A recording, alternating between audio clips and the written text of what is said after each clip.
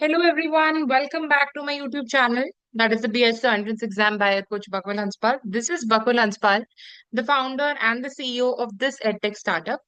And today what we are going to do is we are going to start with this chapter, which is concept of state, right? This whole unit as such.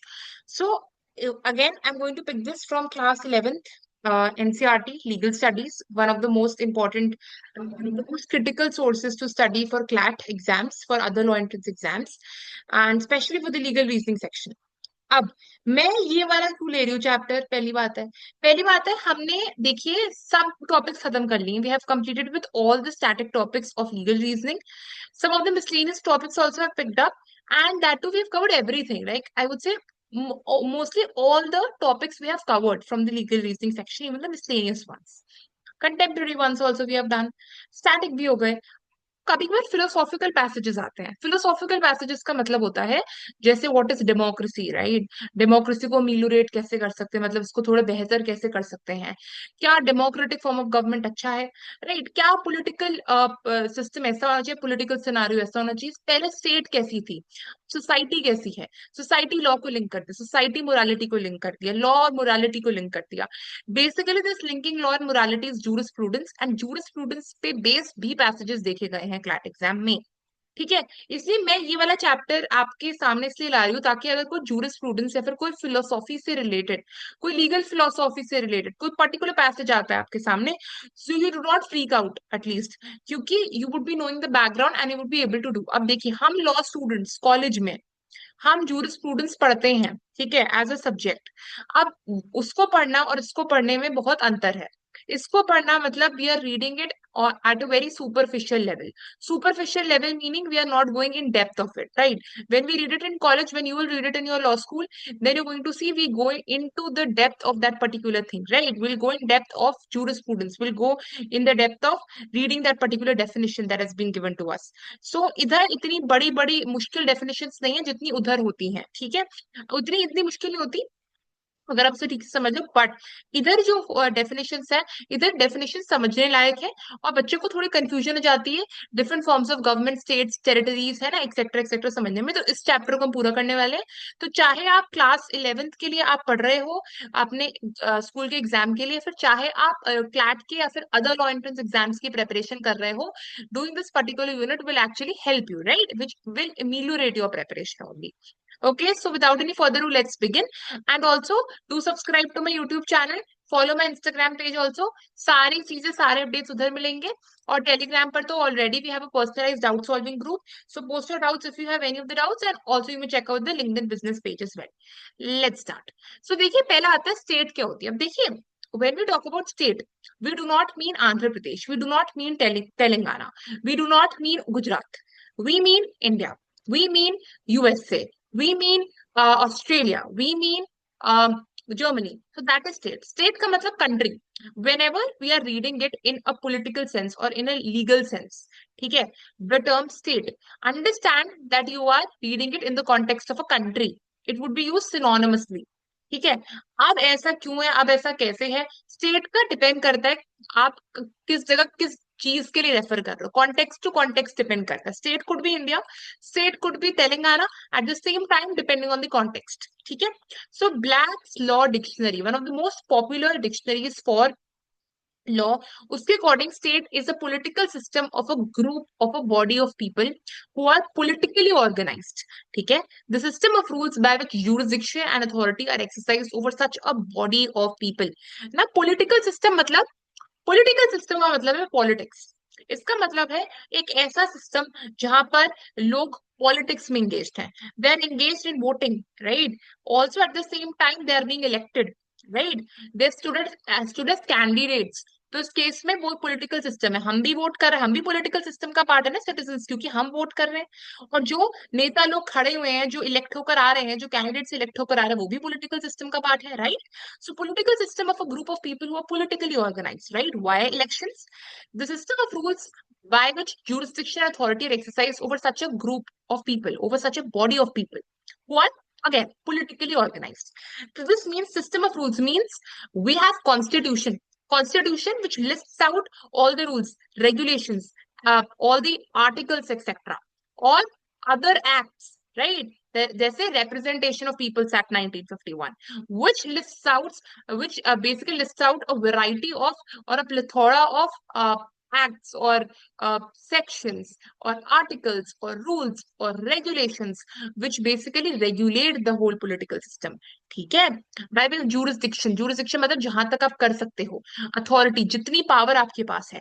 सो ऐसा political system जहां पर लोग politically organised हैं और जहां पर system of rules and regulations है जिन सब चीजों को रेगुलेट कर रहा है, उसको हम बोलते हैं स्टेट.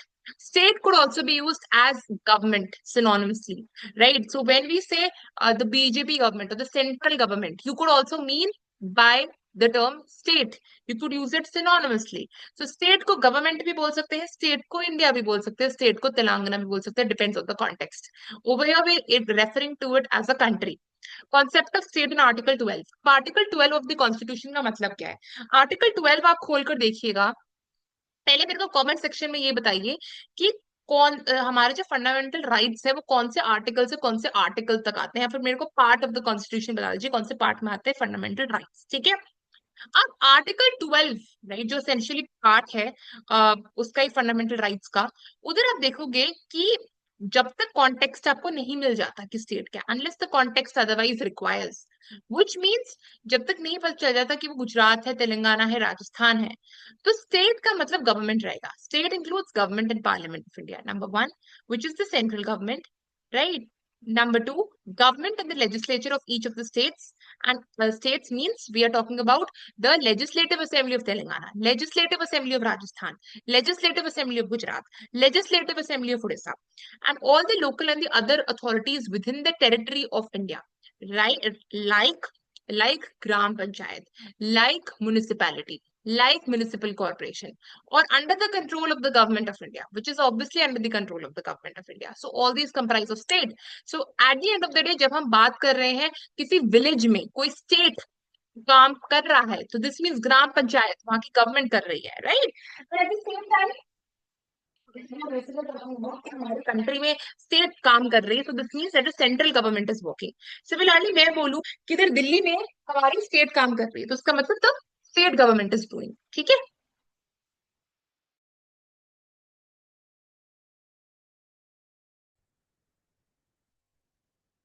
अच्छा, अब डेफिनेशन ऑफ स्टेट भी ऑलरेडी अंडरस्टूड, क्या क्या इसके कंपोनेंट्स है, चार कंपोनेंट्स में डिस्कस कर लिए. ठीक है, अब आ जाइए फैक्ट्स अबाउट आर्टिकल 12. सिंपल सी बात है, आर्टिकल 12 में क्या क्या आता है. Part 3 of the constitution. अच्छा, ये चीज ऑलरेडी आ गई है, मैंने कमेंट सेक्शन में बोली थी आप लोग को डालने को, बट अब आपको इधर से आंसर दिख ही गया है. नेवर माइंड, मैं कोई और क्वेश्चन पोस्ट कर दूंगी.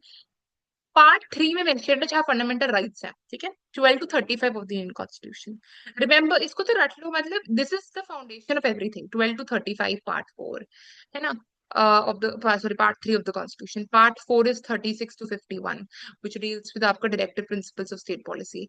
Part 4A deals with fundamental duties. ठीक है, learn this. ये तीन तो पता ही हो भाई, क्लैट के लिए पढ़ रहे हो या फिर पॉल साइंस ही क्यों ना पढ़ रहे हो, तो पता ही होना चाहिए. आर्टिकल 12 फंडामेंटल राइट नहीं है, ऑफ कोर्स नहीं है फंडामेंटल राइट. आपको कोई राइट दिख रहा है इसमें, इक्वालिटी, फ्रीडम वगैरह नहीं है, बट उसके चैप्टर में जरूर आता है, उसके पार्ट में जरूर आता है. ठीक है, बिकॉज फंडामेंटल राइट्स जब भी हम रेफर करते हैं 14 to 35, राइट, 14 से राइट टू इक्वालिटी चालू हो जाता है, 13 में आपके पास जुडिशियल रिव्यू वाला प्रिंसिपल आता है, तो आपका देखा जाए तो लॉजिकली तो 14 से ही चालू हो रहा है. 14 to 35 में इस चैप्टर में हमने स्टेट की डेफिनेशन इसलिए इंक्लूड करी है क्योंकि जब भी इन आर्टिकल्स में हम स्टेट रेफर करते हैं, हम कुछ भी रेफर कर सकते हैं स्टेट से. We are not referring to Telangana specifically, we are referring to central government, we are referring to the state government of Telangana और Orissa, Rajasthan, Delhi etcetera, also gram panchayat, municipalities the same time. So remember, okay. आपको judiciary के अंदर आता है भाई? नहीं, judiciary does not come under it. Judiciary cannot make rules as they're violative of fundamental rights because the काम of judiciary is actually to interpret laws. Therefore, it's not. However, you would find a lot many case laws जहाँ पर ऐसा precedent establish हो रखा होगा कि judiciary कभी कभार आर्टिकल 12 का पार्ट होता है, कभी कभार नहीं होता, तो that's a very quasi relationship. However, if you are studying अभी के लिए, just remember it does not come. Judiciary does not come under article 12. ठीक है. What is government? अब आते हैं स्टेट और गवर्नमेंट। देखो दोनों आप you can use it very synonymously, ठीक है। आप गवर्नमेंट पर हम आते हैं टू बी वेरी स्पेसिफिक। मैंने बोल दिया ना, स्टेट को आप गवर्नमेंट यूज कर सकते हो सिनोनिमसली। आप गवर्नमेंट को स्टेट तो नहीं यूज करोगे ना आप। So government is a very specific definition. The structure of principles and rules determining how a state or organization is regulated. That's known as a government. अब government के लिए यहाँ पर जो definition, of course, that's a very professional method of writing. ठीक है? Structure of principles and rules determining how a state or organization is regulated. It could be a democratic system, it could be a monarchical system, it could be an autocratic system, it could be an oligarchical system. ठीक है? तो बहुत सारे तरीके के systems होते हैं government के। So you need to just remember कि whenever you need to, because class 11 में डेफिनेशन लिखने को भी आती है। So structure of principles and rules, how the organisation state is regulated, that is government. It could be any form of government, ठीक है। And क्योंकि गवर्नमेंट रूल्स एंड प्रिंसिपल्स से चलते हैं, so that is the reason rules and principles लिखा हुआ है इधर। अब difference between state and government क्या है? अब देखिए, स्टेट के पास ना चार एसेंशियल एलिमेंट्स होते हैं। One is population, one is territory, one is government, one is sovereignty. Government एक यूनिट है स्टेट का। स्टेट को सिनोनिमसली कंट्री रेफर कर सकते हो, स्टेट को सिनोनिमसली गवर्नमेंट रेफर कर सकते हो, स्टेट को synonymously of course state government refer कर ही सकते हो। But the end of the day when we are talking about state as a country, we mean to state has population, it has a territory, it has government, it has sovereignty under. Sovereignty is the hallmark of the state. क्यों? क्योंकि it belongs to the state. ऐसा इसलिए because sovereignty, what does it mean? कोई external influence नहीं है यहाँ पर। When India is making rules and regulations, then India is not bound by the United States, or India is not bound by Germany, right? To mold its laws, to influence, or to tweak its laws a bit, right? Because of those, right? We are free to make our own rules and regulations. That is sovereignty. That is the reason sovereignty is one of the most crucial elements of any state. Government exercises power on behalf of the state. Of course government rules and principles है जो state को regulate करता है, तो government is going two sphere head everything. Why India is running? Because the central government, because BJP is making an effort, not making an effort, we have of course elected it, but is spearheading the whole process. अब आता है state has sovereign ownership and jurisdiction over its territory. State is a territorial entity and territory belongs to it. State के पास territory भी है, state खुद of course sovereign ownership उसके पास, it's not bound by any other country. Government has its responsibility of preserving, protecting and defending the territory of the country. Of course, that is the responsibility of the government, right? To be very specific, and it is very generalized. At the end of the day, ये आप जब definition देखोगे, तो political system of group of people, यहाँ से आपको government दिख रहा है। Are you able to see government इधर? Political system who are politically organized, a system of rules, यहाँ से you can of course see the government. Jurisdiction से you can make out कि यहाँ पर territory है, ठीक है। Authority से you can make out कि आपके पास sovereignty है, ठीक है। And you have government, you have territory, you have sovereignty, and body of people, you have population. इसलिए मैं इसको अभी एक्सप्लेन कर रही हूँ, यहाँ पर मैंने जाकर एक्सप्लेन करा है। तो आपके चार एलिमेंट्स ऑफ स्टेट तो वैसे भी इधर आ ही गए हैं। तो ब्लैक लॉ वाली डेफिनेशन में स्टेट का एलिमेंट है। एक और आपके पास डेफिनेशन आएगी जहां पर यू गोइंग टू फाइंड इधर स्टेट का definition, that is JW Garner. इसका इसका मैं अभी पढ़ा देती हूँ उसको, डेफिनेशन ऑफ स्टेट को। State is a community of persons. Are you able to see persons if you are related with in a different color? State is a community of persons. This is population, more or less numerous. ठीक है। Definite portion of territory, territory occupy कर रहे हैं, remember. Independent or nearly so of external control. External control मतलब away from external control. We have an element of sovereignty under it, of external control. Possessing an organized government. Government is one of the elements of the state. Correct. तो एक आपका state वाली भी चीज इधर आ गई है। To which the great body of inhabitants render habitual obedience. क्या करते हैं? रेंडर मतलब देते हैं, हैबिचुअल ओबीडियंस मतलब एक दूसरे की रिस्पेक्ट करते हैं। क्लैश कॉन्फ्लिक्ट तो नहीं बोलेंगे ना, ऑफ कोर्स एक आइडल स्टेट में नहीं बोलोगे क्लैश कॉन्फ्लिक्ट को, यूल से habitual obedience. Definition of state. Ghana contains all the elements of the state. State must possess four elements, namely population, इधर आ गया आपका territory, इधर आ गया आपका government, इधर आ गया where is it? Yeah, government इधर आ गया, sovereignty, external influence possessing. Fine, independency से आपका sovereignty शो होता है। ये आपका definition of state है, इसको आप याद कर लीजिए। हम आते हैं emergence of state from society. So state from society का मतलब क्या होता है? यहाँ से क्या होता है, मेजर चीज चालू होती है। ऐसा क्यों बोल रही हूँ मैं? क्योंकि हमेशा से स्टेट नहीं थी हमारे पास, हमेशा से सोसाइटी थी। बोलोगे मैम सोसाइटी और स्टेट में फर्क क्या है? देखिए बेटा, सोसाइटी और स्टेट में फर्क बहुत ज्यादा है। सोसाइटी मीन्स अ एरिया और आई वुड से okay, an area which does not have any rules and regulations, but when this particular area has rules or regulations, it becomes a state. ठीक है, that is the only difference between state and society. तो कैसे state बनी society से, let's understand in this very section.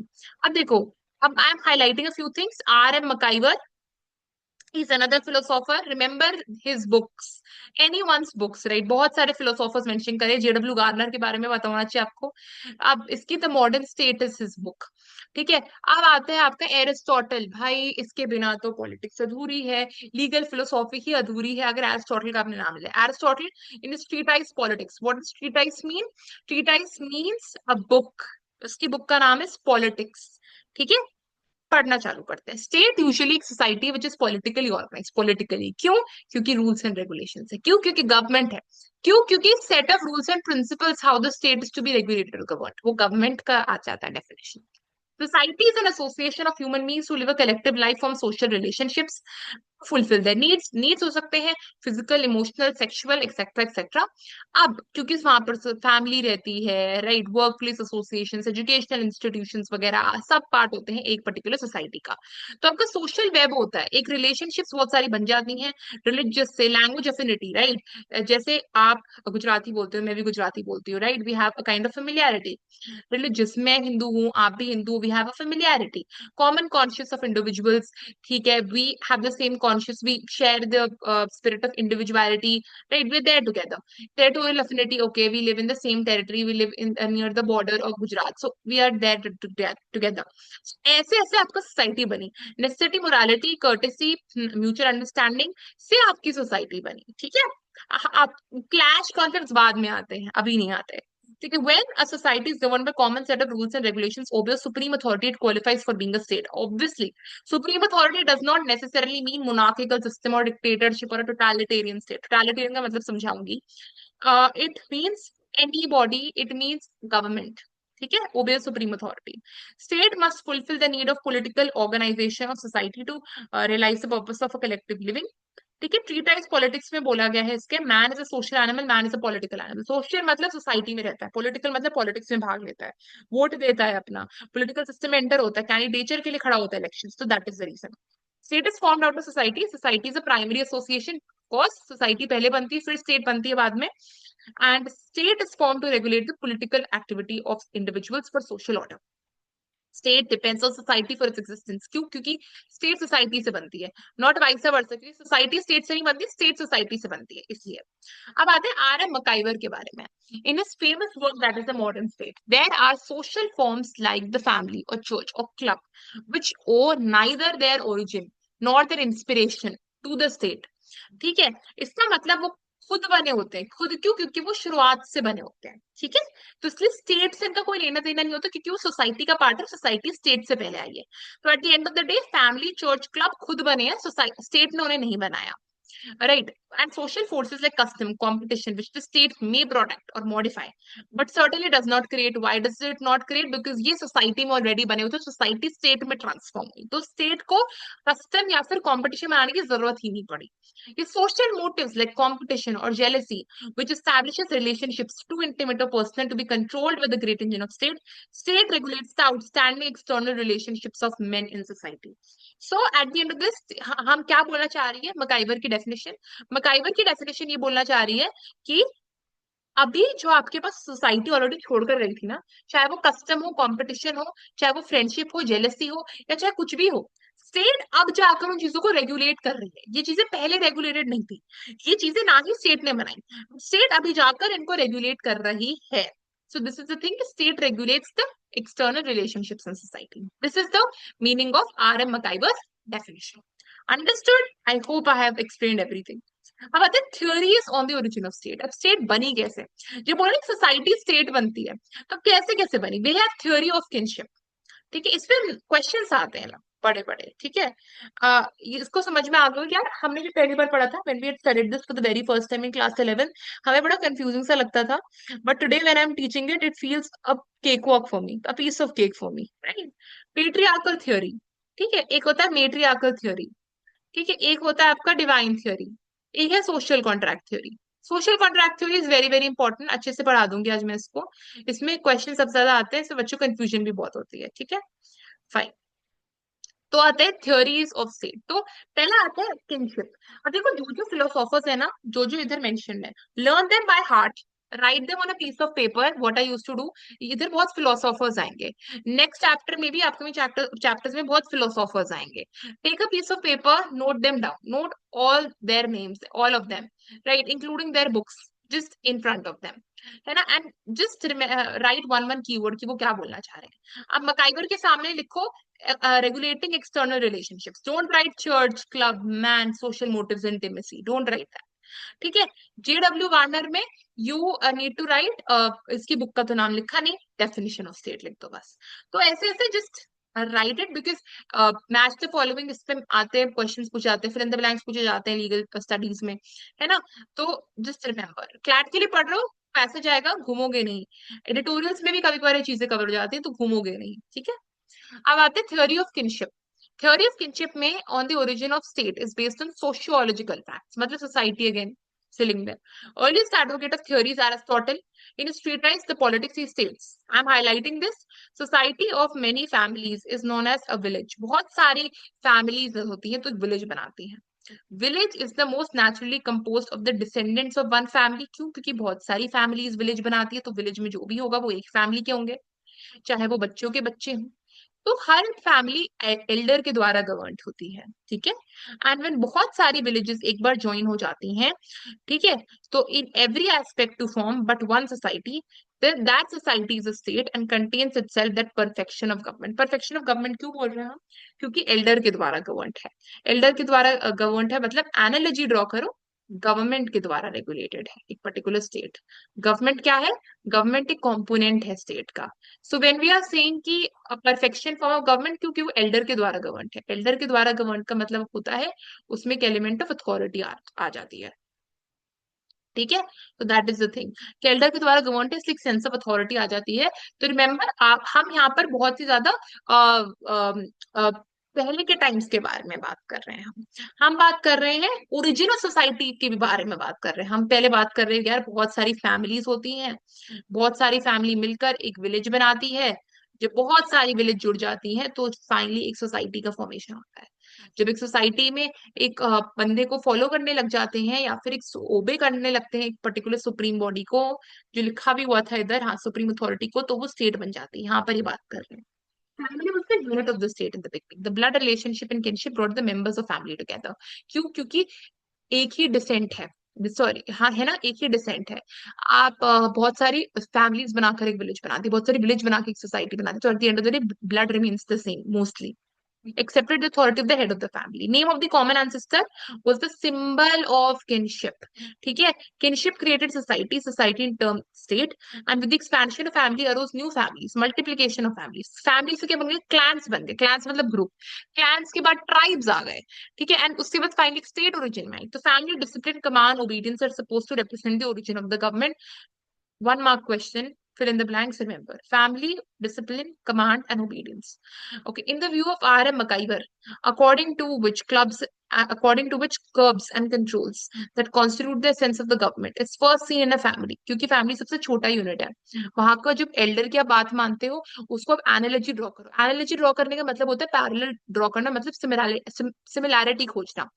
जब मैं बोलती हूँ कि कर्व्स एंड कंट्रोल्स, आपकी दादी या दादाजी ने बोल दिया घर से बाहर नहीं निकलना रात को, ठीक है, it is in the same way कि गवर्नमेंट आपको बोल रही है कि कर्फ्यू इम्पोज कर दियो, तुम्हें बाहर नहीं निकलना है इमरजेंसी के टाइम पर, ठीक है। एनालॉजी समझो कि कर्व्स एंड कंट्रोल्स पहली बार फैमिली में देखे गए थे, सबसे छोटा यूनिट है वो सोसाइटी का, जब स्टेट भी नहीं बनी थी, ठीक है। लेकिन डिफरेंस ऑफ ओपिनियन बहुत है स्कॉलर्स के अंदर, ठीक है।